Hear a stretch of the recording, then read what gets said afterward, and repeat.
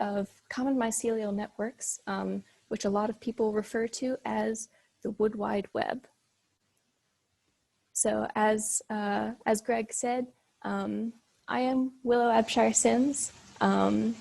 I graduated from Christopher Newport University in 2019, and I am now in the Plant Biology and Conservation program, where I am a student of Dr. Greg Mueller. So before we delve into common mycelial networks and the Wood Wide Web, let's take a look at some background info on a very important component of these networks, which is the mycorrhizal fungi. A basic but very important part of this understanding is what part of the fungus am I talking about? I'm not talking about mushrooms, which we can see above ground. I'm talking about the underground mycelium. And mycelium is like the body of the fungus. It's the vegetative portion. And it consists of a mass of thread-like hyphae, which is what sporocarps or mushrooms are built out of, and is where the fungus puts out new growth. Now, the word mycorrhiza literally translates to fungus root, and it's a mostly mutualistic association between plant roots and fungi, in which the plant provides carbon to the fungus, and the fungus gives greater access to soil nutrients and water. It can protect the plant against pathogens, and in some situations, the mycorrhizal fungi can become a nutrient drain on the plant, but in general, this is considered a mutually beneficial interaction.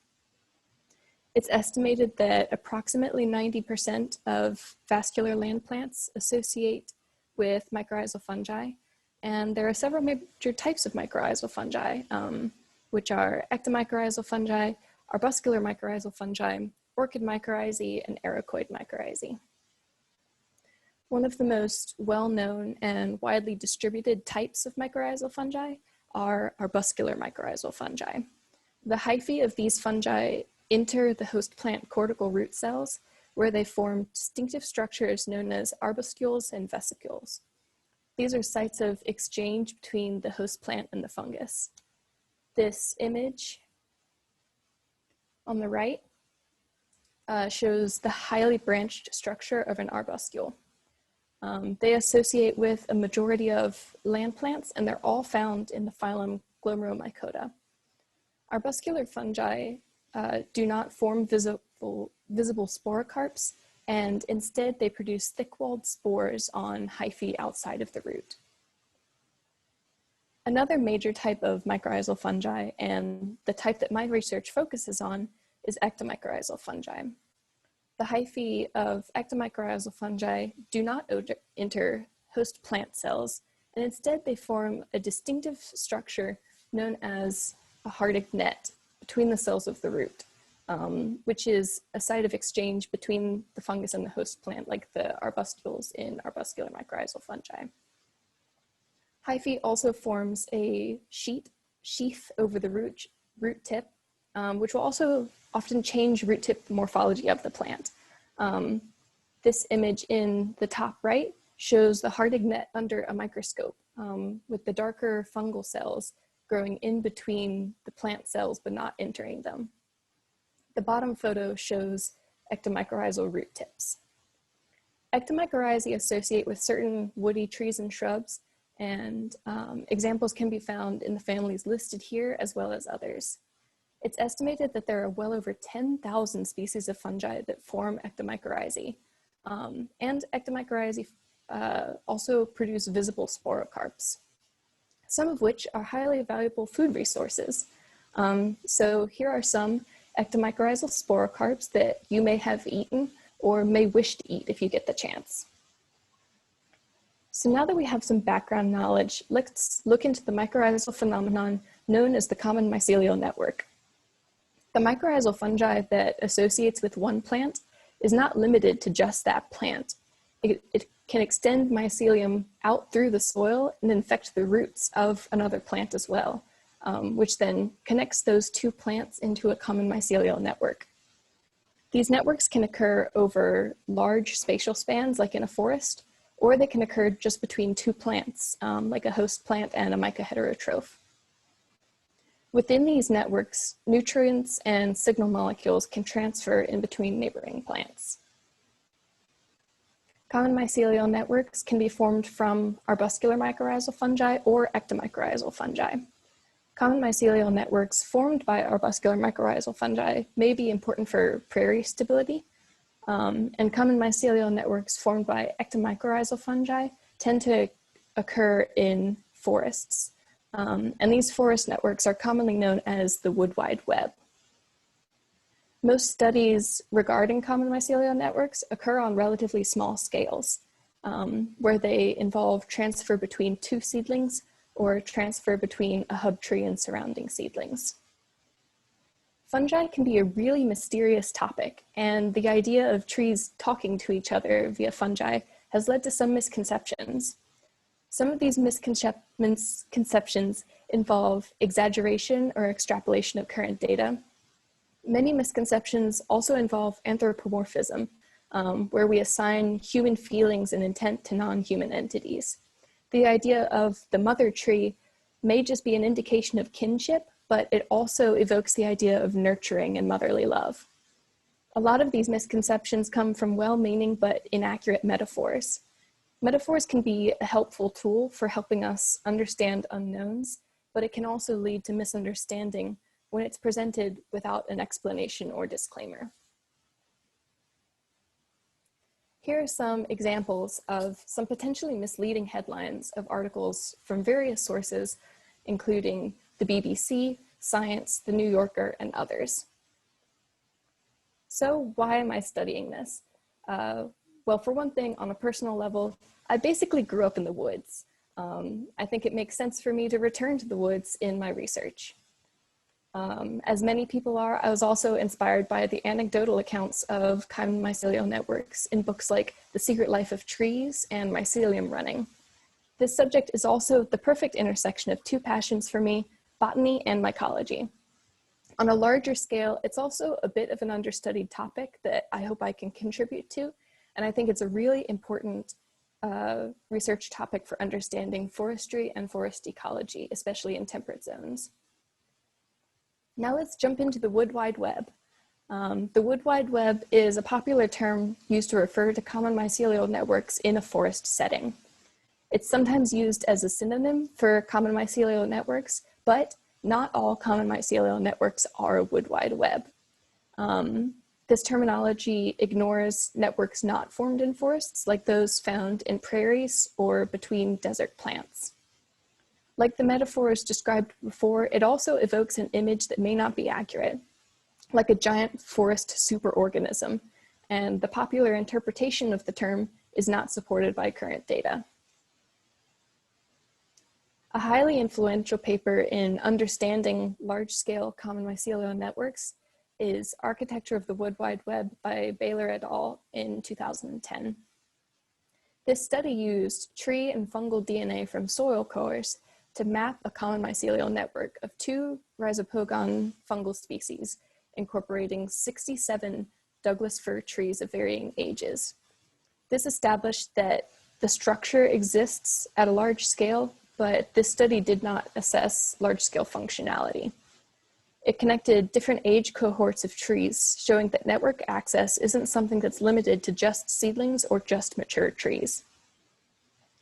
The most interconnected tree surveyed in this study was connected to 47 other trees, and the most prolific Rhizopogon individual connected to 19 different trees. This figure is one of my favorite figures from the Baylor et al. Paper. This shows the connections between trees in a common mycelial network. The circles indicate trees, and the lines are connection to other trees via Rhizopogon mycorrhizae. The lines don't show the fungal individuals themselves, just the connections formed when treating the trees as network nodes and the fungi as network links. The different sizes of the circles indicate age class.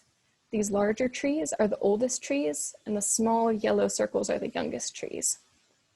This arrow indicates the most highly connected tree, which is connected to 47 other trees. Many studies involving common mycelial networks involve the transfer of nutrients between plants. Nutrients like photosynthetically derived carbon or nitrogen can pass between plants via a common mycelial network. This flow between plants is bidirectional, and it's determined by source-sink relationships. Most studies about common mycelial networks involve nutrient swapping. And transfer of carbon via a common mycelial network has been shown in many situations, both in the field and in the lab, as well as between seedlings of the same species and seedlings of different species. Ecological significance of this transfer has been highly debated. We know that this transfer happens, but we don't know if it happens in large enough quantities to affect long-term forest dynamics. Common mycelial networks have also been shown to facilitate the sharing of water between plants. Common mycelial networks can help plant communities be resilient against drought, and they can also help seedlings access deep water that has been lifted by older trees, and it can improve seedling survival during droughts. Common mycelial networks can also be exploited by mycoheterotrophic plants. These plants obtain sugars from their fungal symbionts, which have in turn obtained sugar from a different host plant. One example of this in North America is Monotropa uniflora, also known as ghost plant or Indian pipes. These are two tropical species that also participate in this sort of association. Common mycelial networks may also be important for maintaining forest structure and ensuring the recruitment of younger generations of trees.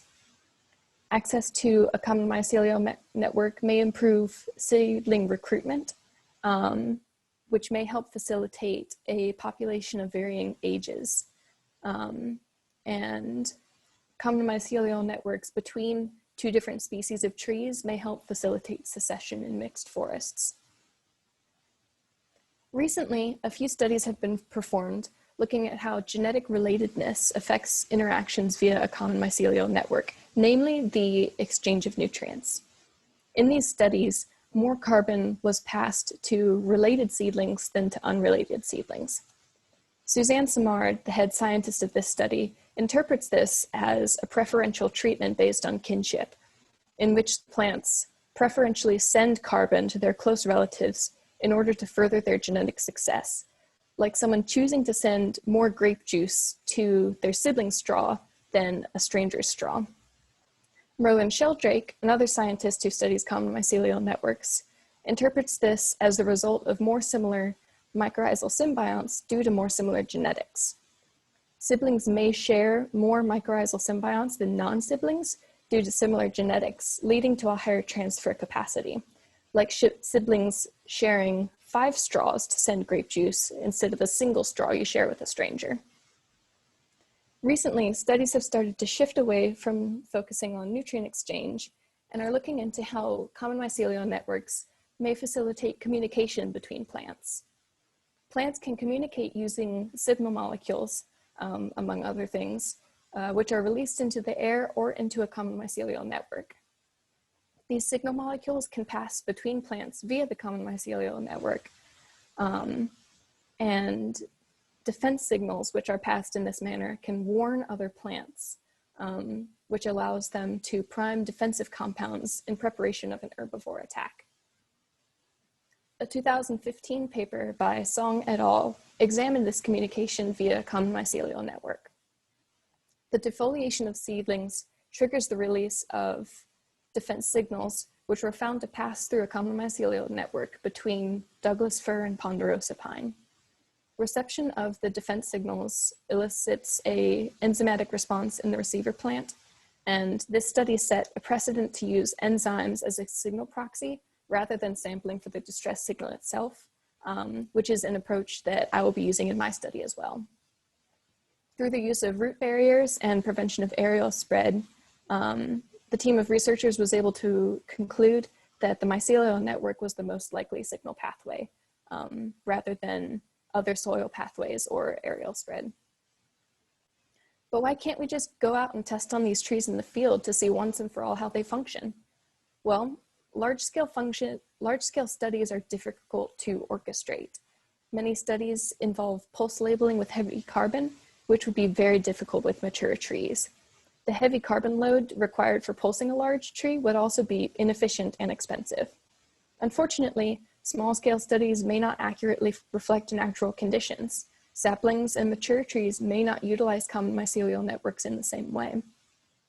With this in mind, we have to ask the question that plagues a lot of ecologists with small-scale environmental setups. Can a small-scale result be applied to large-scale ecosystems? We've taken a look at what we do know, but what don't we know yet? Where should we look next? There are a lot of things that we don't know yet, but here's a few questions that I find interesting. How do these networks function in natural settings and at a large scale? Can materials pass along a chain of plants connected by a common mycelial network instead of just plant to plant? Do materials pass between plants in ecologically significant amounts? And is it possible that common mycelial networks could function the way popular media suggests? With my research, I hope to answer some of these questions. I will be examining the transfer of signal molecules through common mycelial networks, which will expand on work done by Simard, Song, and others. I will be connecting a chain of ponderosa pine trees in a common mycelial network grown in an experimental microcosm. My trials will involve stressing a hub tree and tracking the defense response along the chain. My study will hopefully bring us closer to understanding large-scale functionality of common mycelial networks in a forest setting. These are the questions I aim to answer. At what scale does a common mycorrhizal network facilitate transfer of materials? More specifically, can defense signals be passed along a chain of trees connected by a common mycelial network? Does the species identity of the ectomycorrhizal symbionts have an effect on signal transfer between trees? And do different species of ectomycorrhizal fungi pass these defense signals equally well? And if the common mycorrhizal network connecting several trees is formed by several species of fungi, will this inhibit the transfer of defense signals compared to a common mycelial network connected by a single fungal species? This is a diagram of my experimental microcosm setup. I will be assembling these microcosms out of acrylic sheets to grow my common mycelial networks in. These green circles indicate ponderosa pine seedlings. The dotted lines indicate root exclusion mesh to prevent root-to-root mingling. The arrows indicate direction of fungal growth when establishing the network. The middle and outermost trees will be inoculated with mycorrhizal fungi, which will grow away from that tree to inoculate the non-inoculated trees here and here. The different colors of the arrows indicate different species of mycorrhizal fungi. And this diagram shows my 6 treatments in the microcosms. Half of my treatments will have root exclusion mesh, and the other half will not. Each of the 3 treatments that I describe will have a version with root exclusion mesh and a version without. Firstly, these treatments will have 2 trees inoculated with a Rhizopogon species of fungi and 1 tree inoculated with a Laccaria species of fungi. These treatments will have two trees inoculated with a Laccaria species and 1 tree inoculated with a Rhizopogon species. And then these control treatments will not be inoculated and will be non-mycorrhizal. This assortment of treatments will examine both functionality at a larger scale than has been previously examined, and it will examine how fungal species identity might impact functionality.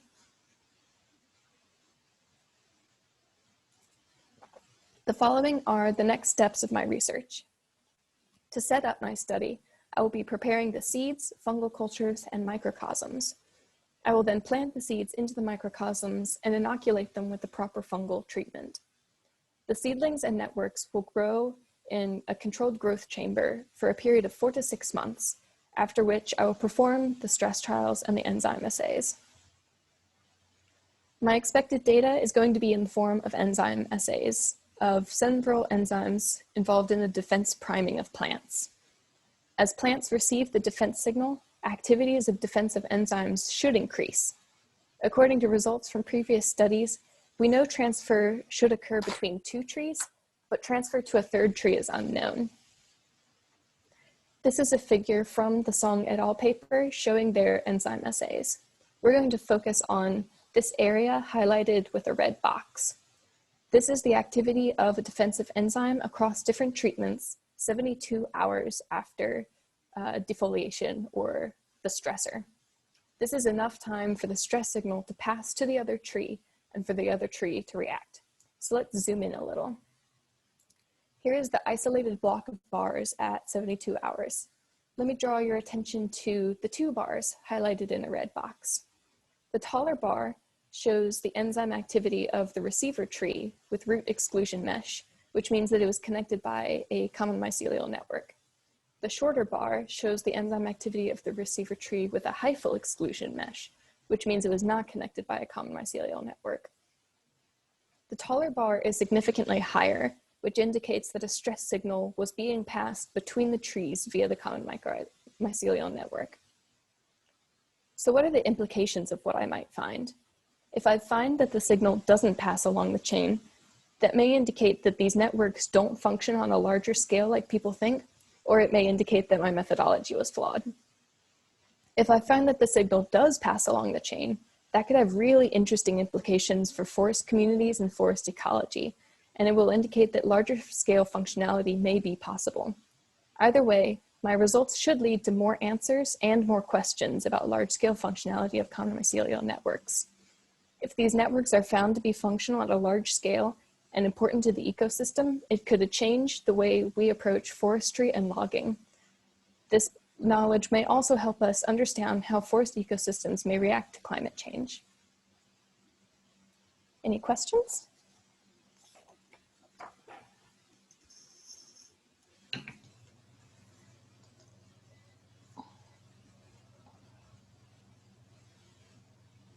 Willow, remind us what kind of plants you're using for your seedlings.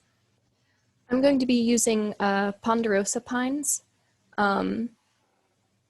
partially because they associate well with several, like a lot of different species of ectomycorrhizal fungi, and also because they were the receiver plants used in the Song et al. Paper. So I know that the enzyme assays should be effective with that species of tree. What's the physical size of your boxes? How far apart are your sample tree seedlings? The seedlings are going to be approximately 20 centimeters apart, which is the distance that's been used in several Samard studies and the Song study.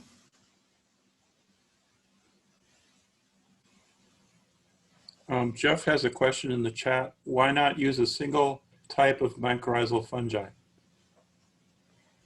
I'm hoping to, that's one of the factors that I'm looking at, is how different species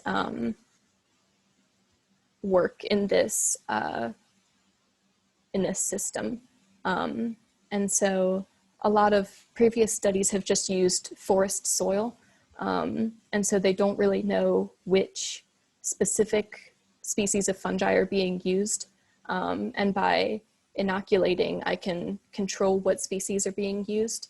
And so since I can control that, we're also going to be looking at whether fungal species identity affects how the signal will transfer.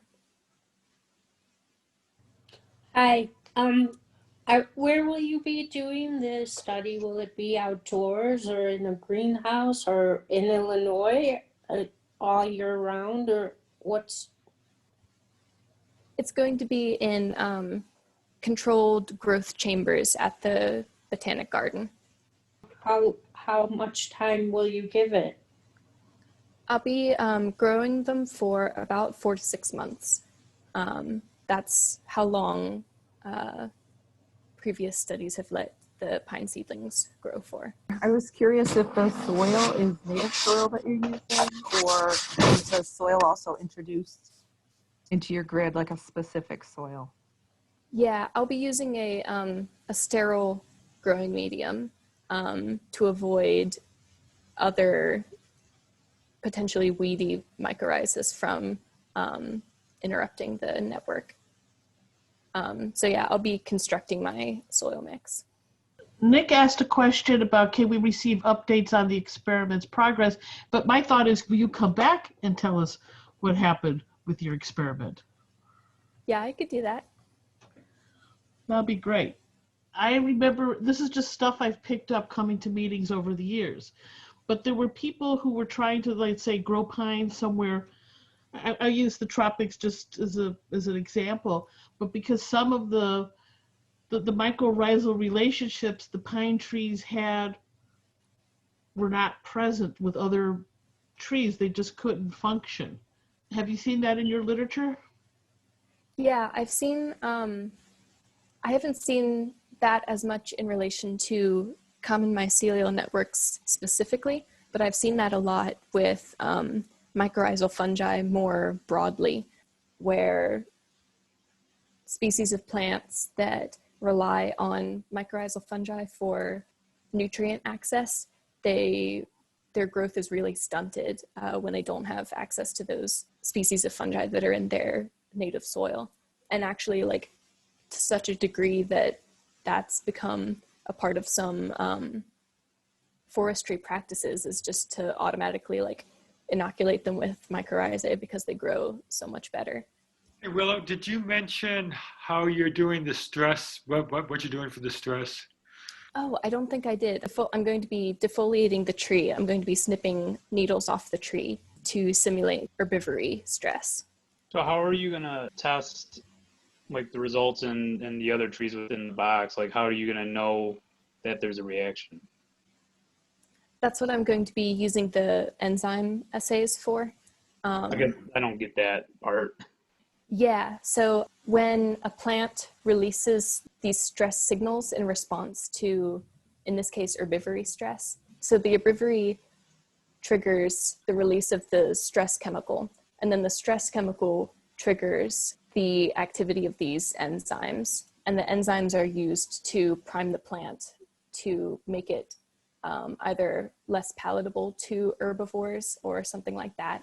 But when it's not just within the same plant, if other plants also get this trigger of the stress chemical, they'll also release the enzymes. And so I'm going to be blocking other pathways so that it has to go through the common mycelial network. I'm going to be bagging the trees so it can't spread through the air. So when the other trees receive this stress signal, they're also going to start producing these enzymes and having a higher activity of these enzymes. And that's what I'm going to be measuring, is that activity of the enzymes.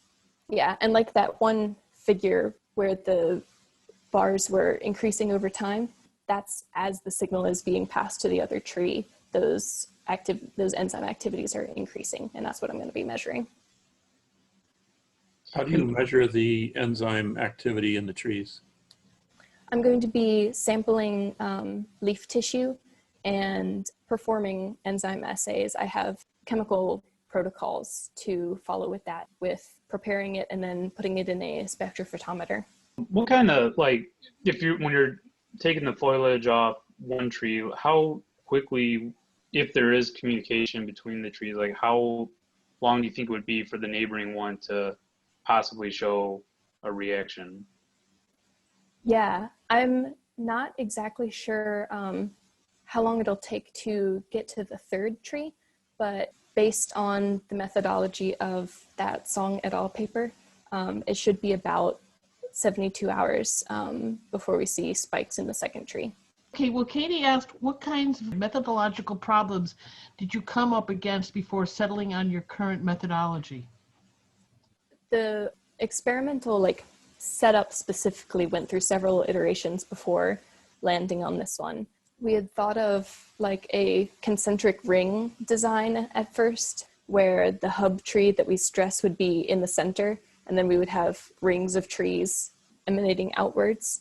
And then we decided that just a extension of the microcosm design by Simard would probably be the most efficient and also we wouldn't have as much of a problem of pseudo-replication. But yeah, we had lots of different ideas thrown around before we landed on this one. So you have 6 different treatments. Do you have any replicates of those 6? Yeah, I'll be assembling multiple microcosms for each. I think the number is 18 total microcosms, so 3 treatments or 3 replicates per treatment. I've got 2 questions. One I'm wondering is, are you trying to establish if the sort of communication with the plants, like the enzyme communication, is done exclusively by mycorrhizal fungus, or is it done also through the plant roots as well, and that's why you're trying to separate them? And then also, what are you mentioned that 90% of plants are in this kind of network. Why do some plants not associate with the mycorrhizal fungus? With the 90%, it's not necessarily that 90% are part of a common mycelial network, but 90% have a symbiotic relationship with the mycorrhizal fungi. But that doesn't mean that they associate with the mycorrhizal fungi and are also connected to another plant via that mycorrhizal fungi. Plants in the Brassicaceae family, like mustards and stuff like that, they don't associate with mycorrhizal fungi for some reason. Some plants just don't associate with mycorrhizal fungi, and some non-vascular plants don't associate with mycorrhizal fungi. And I'm sorry, I forgot what your first question was. It was if the communication is always facilitated by the fungus, or if the plants are directly communicating with each other. Right. Yeah. So we know that, at least with the release of these defensive compounds, it can also happen aerially. These plants will also release the defensive signals out of their leaves, and other plants can receive that through the air. And there's some thoughts that they might also spread by direct root-to-root contact. And so it's, in these sort of studies, it's standard procedure to prevent other types of potential communication pathways to ensure that it is actually happening through the common mycelial network, because that's been a common kind of rebuttal against the idea of these common mycelial networks being functional, is how do we know that it's via the common mycelial network and not via root to root or root to soil to root? So by blocking off these other pathways, we can see whether or not it's actually the common mycelial network. Somebody asked, they want to know how you're going to keep the roots out. I'm going to have 35 micron root exclusion mesh, which the holes are large enough for fungal hyphae to grow through, but small enough that plant roots cannot grow through them. And that should keep the roots from touching directly. And with that, originally, the idea of mycorrhizae was first discovered in the late 1800s. And for 70 years, it was considered, oh, isn't that cute? Some plants and fungi can get together. As you were talking about, Kathy, at some point in time, they tried planting trees in places that mycorrhizal fungi didn't occur because those trees were not there. The big story is Puerto Rico, and the planted trees in Puerto Rico, they wouldn't grow because there's no mycorrhizal fungi, ectomycorrhizal fungi there. They brought the mycorrhizal fungi in, they grew well. So there was a proselytizer of mycorrhizae who convinced everybody they needed to inoculate every tree during reforestation with Pisolithus tinctoris. Cost a lot of money, was a lot more effort, but everybody was doing it because they thought it would improve tree growth.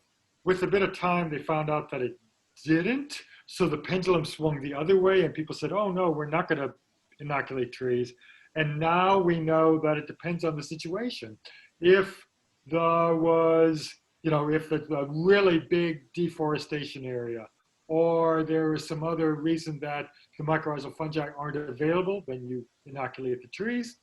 Normally, there's enough residual or airborne spores to re-inoculate trees that you don't have to do it. They'll re-inoculate themselves. In a follow-up experiment, presuming that after you finish and finding out how the fungal network transfers the signals, would you consider seeing what fraction of it is done by the by root transfer, what fraction by aerial, and what fraction by fungal? I think that's a really interesting question. I'm not sure exactly how I would set up an experiment to test that, but I think that would be a really interesting thing to find out. And I think it's also something that would vary depending on the situation. I think it would vary depending on the environmental situation, how many plants are growing around it, and what other plants are growing around it. But yeah, I think that would be an interesting thing to find out. Pat's question is, how are the Western fires going to affect any of the soil fungi? I know, I was interested, if this is going to have any effect on any of the mycorrhizal fungi at all. I've seen several studies about mycorrhizal fungi after forest fires. It's been a little while since I read the studies. I remember one study talking about mycorrhizal fungi and like spores left behind, like facilitating forest regeneration after a fire. But I also imagine that if a fire is like bad enough, it could be a disruptive force that, similar to logging, might over time deplete a soil of its mycorrhizas. But yeah, I think it would, with the intensity of the fires this time around, it might be more disturbance. Yeah, I've seen several studies about that. Do you know more about that, Greg? Yeah, no, you answered that correctly. It depends on the intensity. So we actually did some fire experiments here in the Chicago area where we put in fire sensitive pellets. It was basically these plastic pellets that melt at certain temperatures, and we put it at the surface, like just below the leaf litter, a couple millimeters into the soil, whatever else. And the typical fires we have around here, these that are set for forest management, just skims over, and it didn't even melt the pellets much into the soil at all. So didn't have a negative impact. But say if a tree falls and sits there and simmers for any length of time, it actually sterilizes the soil all the way down that and kills everything there. So it depends on that heat and that temperature and how long it stays hot in that spot. But the other thing that does impact, and I've been talking to my colleagues in California, is some of the species are associated only with older trees. And so losing a lot of the older trees are going to have a negative impact on those fungi that are specifically restricted to the older trees. So one of my colleagues, some of you, if you go to NAMA, whatever, Christian Schwartz and Noah Siegel, and they just did this wonderful book on the redwoods of California. A lot of the sites that Christian has been monitoring are totally gone. And so he's concerned what happened with those rare fungi that were in those sites. So I've been down in Tucson for the winter, where we were surrounded by some very serious fires within a couple miles of where we were. And the fires apparently were significant enough there that they were telling us that a lot of the cactuses would not repopulate the mountainsides. I'm wondering if you know anything about, do cacti have mycorrhizal fungi? They're arbuscular mycorrhizal. Ah, okay, thank you. So they'd still be impacted. If the soil is sterilized, they're still going to be negatively impacted. Thank you. Tonight's program, this is our scholarship presentation. It's our effort to support up-and-coming mycologists. We really appreciate you coming tonight, Willow. Thank you so much for having me. And Greg, thank you for highlighting her. And we look forward to you coming back and telling us what happened. Yes, absolutely. Great.